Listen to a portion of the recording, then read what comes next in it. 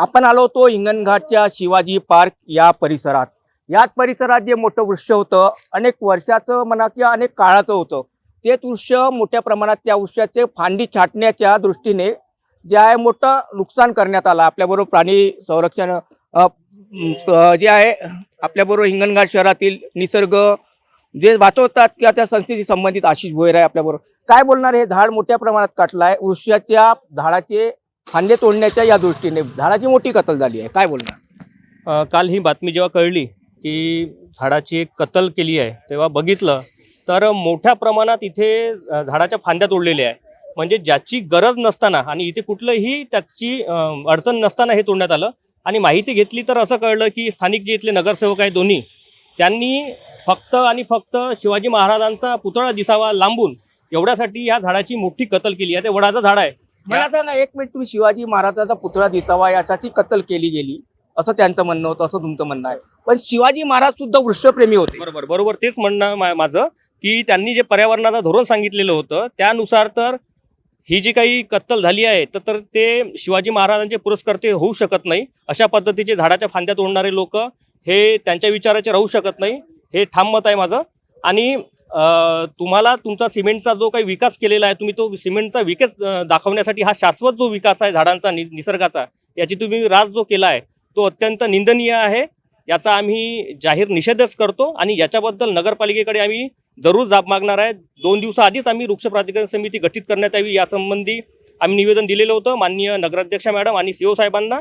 त्या संदर्भात त्यांनी सकारात्मक भूमिका घेतली, परंतु लगेच आमची ती बैठक झाली आणि दुसऱ्याच दिवशी अशा प्रकारे हे कृत्य घडवणं म्हणजे कुठेतरी आपल्याला जनतेने निवडून पर्यावरणाला धोका देण्याचा हा एक डाव तर नक्कीच. कारण की प्रशासकीय जेव्हा यंत्रणा इथे राबत होती त्यावेळेला एवढ्या मोठ्या घटना घडत नव्हत्या, परंतु जशी निवडणूक झाली आणि 1 महिनाही व्हायचा आहे तर त्यामध्ये अशा पद्धतीने झाडाचे जे कत्तल आहे इथेच नाही तर तुम्ही बघू शकाल की कंवरराम भवनच्या रोडनी सुद्धा एक मोठ्या प्रमाणात झाडाची तोड झालेली आहे. त्यानंतर इथे आता नव्याने एक गेस्ट हाऊस झालेला आहे पोस्ट ऑफिस समोर, तिथे सुद्धा 3 झाडं काढून टाकण्यात आलेली आहे, पूर्णपणे मुळातून काढून टाकण्यात आली आहे. तर अशा पद्धतीनं मला सांगा, स्टेट बँक समोर सुद्धा स्टेट बँकेच्या बाजूला सुद्धा एक नवीन बिल्डिंगचं काम चालू आहे आणि त्याच्या संदर्भात सुद्धा आम्ही निवेदन दिलेलं होतं की अशा पद्धतीने त्या झाडाला नग्न करून ठेवणं म्हणजे झाडाला एकही पान ठेवणं, निष्पर्ण करून ठेवणं, अशा प्रकारच्या जशा घटना हिंगणघाटात होत आहे, पर्यावरण प्रेमी म्हणून आपली काय पाऊल राहील आणि काय उपाययोजना? नाही, आम्ही आमच्या पद्धतीने आम्ही काम करूच. आजपर्यंत जे आम्ही काम करत आलेलं आहे, सेंट जॉन्स रोडची झाडं असू वाचवले, कारंजा रोडची झाडं आम्ही वाचवली, वर्धा रोडची झाडं वाचवली. तशाच पद्धतीने आमची भूमिका प्रत्येक ठिकाणी ही पर्यावरण हिताचीच राहते आणि राहील. आम्ही फक्त आम्हाला वाटलं की नगरपालिका कुठेतरी याच्यावर जबर ॲक्शन घेईल, परंतु जर असं होणार नसेल तर आम्ही याच्या पुढचं पाऊल उचलू आणि आंदोलन किंवा चळवळीच्या भूमिकेतून आम्ही हा विषय मांडू. नक्कीच आपल्याबरोबर पर्यावरणप्रेमी आशिष भोयर होते. यांनी सांगितलं का अशा प्रकारच्या घटना जर हिंगणघाटात झाल्या तर याच्यासाठी मोठी चळवळ जी आहे निर्माण करण्यात येईल, याच्यासाठी मोठे आंदोलनही करण्यात येईल. पण एकूणच हे मोठं ऑक्सिजन देणारं वृक्ष आहे आणि अशा प्रकारची जर कत्तल हिंगणघाटात होत आहे तर पर्यावरणाचा व्यास म्हणजे नष्ट करण्याचा एक घाट हिंगणघाट शहरात जो आहे निर्माण करण्यात येत आहे असंच म्हणावं लागेल. पण हिंगणघाटच्या आलो होतो शिवाजी पार्क या ठिकाणी. काल याच ठिकाणी मोठी दुर्दैवी घटना झाली. मोठं काही वर्षाचं अनेक वर्षाचं जे वडाचं झाड होतं ते ऑक्सिजन पूरक आहे, तशा झाडाची कत्तल करण्यात आली असंही म्हणता येईल. कारण का छटाईच्या नावावर झाडाला नायनाट करण्याचा प्रयत्न झाला आहे.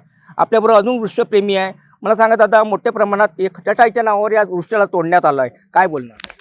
मी विचारलं असं की या झाडाची कत्तल इतक्या मोठ्या प्रमाणात का करण्यात आली, तर नगरपालिकेने असा आदेश दिला आहे की झाडाची छाटणी करायची, पण छाटणीच्या कारण दाखवून झाडाची ही हत्या झाली आहे. आणि ही झाडाची हत्या नसून या पर्यावरणाचा ऱ्हास आहे.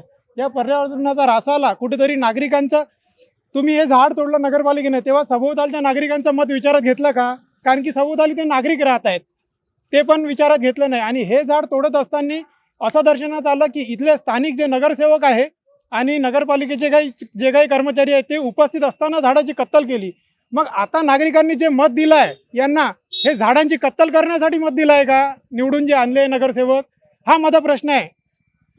एकूणच पर्यावरणाचा व्याप म्हणजे पर्यावरण हिंगणघाट शहरात मोठी झाडं कत्तल व्हावी असा काही हेतू तर नव्हता यांचा. आता असाच काही हेतू दिसून राहिला. जे यांनी काही कॉन्क्रीटचं जे काही काय म्हणतात कॉन्क्रीटचं जंगल उभं केलं आहे ते कॉन्क्रीटचं जंगल दिसावं यासाठी झाडांच्या निसर्गाचं जे जंगल आहे ते- याच्यासाठी मोठी चळवळ करायन, कारण का तुम्ही पर्यावरण प्रेमी आहे, मोठ्या प्रमाणात वृक्ष वाचवत राहतात. तुम्ही सेंट जॉन कॉन्व्हेंट जवळचे जे आहे वृक्ष वाचवले, तर या अशा घटना न होण्याकरिता कुठली जे आहे चळवळ राहणार. यासाठी मोठी चळवळ हाती घेतलेली आहे आम्ही. आली वेळ तर आम्ही रस्त्यावर उतरून या निसर्गाच्या ऱ्हासासाठी आम्ही रस्त्यावर उतरू आणि आंदोलन करू, याची ठामपणे आम्ही विश्वास देतो. एकूणच आपल्याबरोबर जे आहे पर्यावरण प्रेमी होती. काल मोठी घटना जे हिंगणघाटात झाली, वर्षाचे झाड काही म्हणजे अनेक वर्षापासून का अनेक दिवसापासून हे झाड होते, पण या जो वृक्षाचा कत्तल करण्यात आली जे वृक्ष छाटणीच्या नावावर, आणि जे वृक्ष होते वडाचे मोठा ऑक्सिजन देते त्यावर असणारे जैविक प्राणी असो त्याची सुद्धा या सुमारास हत्या झाली असंच म्हणावं लागलं. हिंगणघाट शहरात आता नुकतंच जे आहे प्रशासकीय कार्यकाळ संपल्यानंतर जे आहे नगराध्यक्ष लोकयुक्त नगराध्यक्ष जे आहे विराजमान झाले, पण त्यांच्या काळात अशा घटना होत आहे किंवा पर्यावरणात जो आहे धक्का बसण्यात हिंगणघाट तर नाही होणार ना, अशी शंका जी आहे उपस्थित केली जात आहे.